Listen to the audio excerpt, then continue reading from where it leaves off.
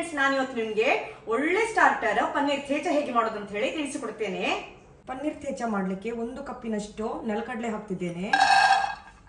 ಹುರಿಯುವ, ಇದರ ಸಿಪ್ಪೆ ತೆಗಿಲಿಕ್ಕೆ ಆಗಬೇಕು, ಅಷ್ಟು ನಾವು ಹುರಿಬೇಕಾಗ್ತದೆ. ಇಷ್ಟಾದ್ರೆ ಸಾಕು. ಇನ್ನು ನಾನು ಗ್ಯಾಸ್ ಬಂದ್ ಮಾಡ್ತೇನೆ. ಇದು ತಣಿಲಿ. ತಣ್ದಿದೆ, ಈಗ ಸಿಪ್ಪೆ ತೆಗೆಯುವ. ಸಿಪ್ಪೆ ತೆಗೆದೆ ಮಿಕ್ಸಿ ಜಾರಿಗೆ ಹಾಕುವ.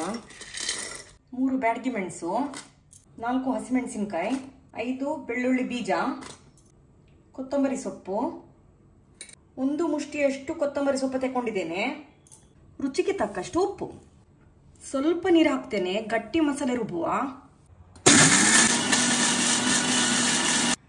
ಮಸಾಲೆ ರುಬ್ಬಿ ತಂದೆ. ಸ್ವಲ್ಪ ಲಿಂಬೆ ರಸ ಹಿಂಡುವ. ಮಿಕ್ಸ್ ಮಾಡಿ. 200 ಗ್ರಾಮಿನಷ್ಟು ಅಮೂಲ್ ಪನ್ನೀರ್ ತಗೊಂಡಿದ್ದೇನೆ. ದೊಡ್ಡ ದೊಡ್ಡ ಪೀಸ್ ಮಾಡುವ.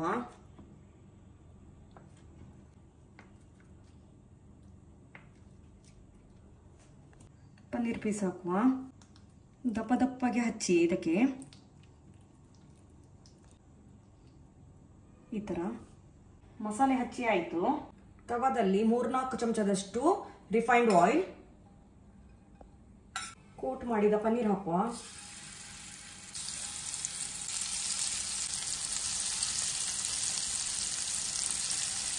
ಬೇಕಿದ್ರೆ ಸ್ವಲ್ಪ ಎಣ್ಣೆ ಹಾಕ್ಬೋದು. ಎಣ್ಣೆ ಸ್ವಲ್ಪ ಸ್ಪ್ರೆಡ್ ಮಾಡಿ ಮೆಲ್ಲಗೆ ಮೇಲೆ ಕೆಳಗೆ ಮಾಡುವ.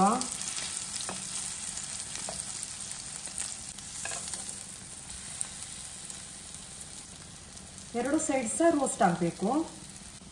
ನಮ್ಮ ಪನ್ನೀರ್ ಥೇಚ 2 ಸೈಡ್ ಸಹ ಒಳ್ಳೆ ರೋಸ್ಟ್ ಆಗಿದೆ. ಇನ್ನು ನಾನು ಗ್ಯಾಸ್ ಬಂದ್ ಮಾಡ್ತೇನೆ. ಪನ್ನೀರ್ ಥೇಚದೊಟ್ಟಿಗೆ ಮಿಂಟ್ ಚಟ್ನಿ.